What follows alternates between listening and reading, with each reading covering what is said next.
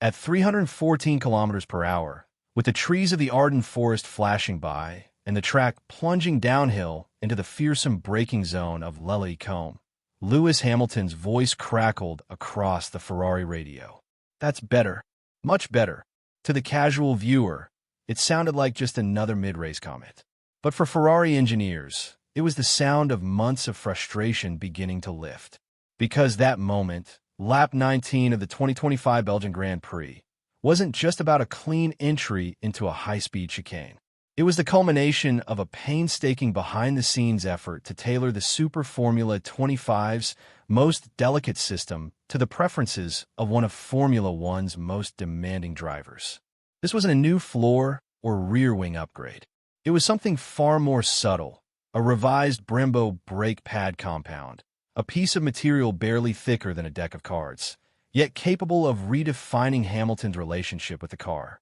For a seven-time world champion whose artistry lies in the micro-adjustments made under braking, the way he bleeds off speed into apexes, modulates pedal pressure to manage tire slip, and uses weight transfer as a tool to rotate the chassis, having the right feedback under his left foot is non-negotiable. And for the first 12 races of the season, that feel had been missing. What made the difference in Belgium wasn't some secret Ferrari invention. In fact, it wasn't even unique to Ferrari. The compound Hamilton used was a revised Brembo pad made available earlier in the season to all customer teams. But what Ferrari did differently was recognize its importance at precisely the right time based on data, driver input, and internal pressure mounting from Hamilton's increasingly vocal frustrations. At Spa, for the first time all year, Lewis wasn't fighting the brake pedal. He was working with it. And in Formula One, that alignment between machine and driver isn't just comfort, it's lap time. Ferrari didn't just give Hamilton a new brake pad. They gave him back confidence in the most technical part of the lap, and with it, a sharper weapon in his pursuit of redemption after a rocky start to life in red. The implications stretch far beyond Spa. This seemingly minor tweak, one that had already been trialed by Charles Leclerc in Canada, marked a pivot in Ferrari's approach to Hamilton. It was a signal that the team was finally building the car around him rather than expecting him to adapt entirely on their terms. And as the season enters its decisive final third, with the Hungarian Grand Prix just days away and the championship math still not out of reach, that change in philosophy may prove more valuable than any aerodynamic update. Because for Lewis Hamilton, confidence under braking is the foundation upon which everything else is built, from tire preservation to overtaking to racekraft under pressure. And in Belgium, for the first time in 2025, that foundation felt solid again. To fully understand why this minor-sounding brake pad change mattered so much, you need to look at the first half of Lewis Hamilton's 2025 campaign in its entirety. A season that began with immense hope and, for many in the paddock, even higher expectations. After leaving Mercedes for Ferrari, Hamilton's move was heralded as the biggest driver shakeup in a decade, a bold final chapter for a legend seeking to rewrite the end of his story. But what followed was a slow burn of frustration and adaptation. The Super Formula 25 wasn't an inherently poor car, but it wasn't built with Hamilton's inputs in mind.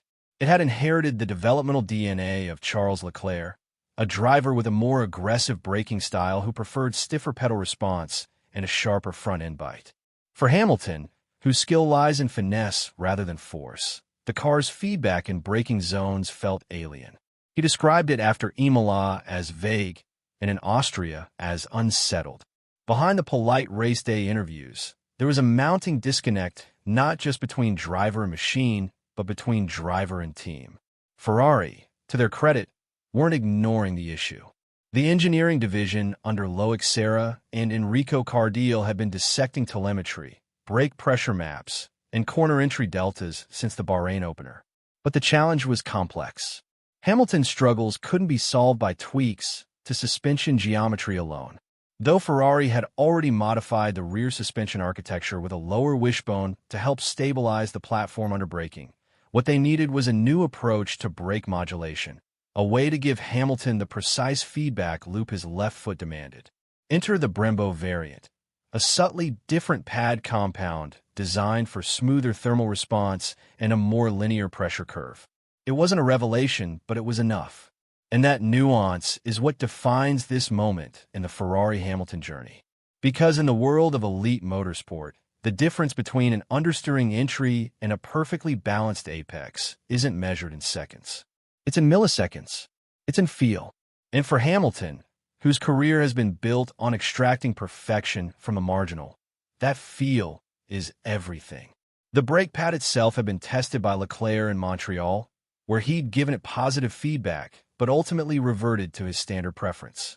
Hamilton, meanwhile, had waited, not because he doubted the material, but because he wanted to understand its long-run behavior, heat cycling characteristics, and consistency under varying grip conditions. Belgium was the moment he gave it a full race weekend, and the result, by all accounts, was transformative. From a technical standpoint, the revised Brembo brake pad used by Lewis Hamilton at Spa represents more than just a swap of components. It marks a strategic realignment of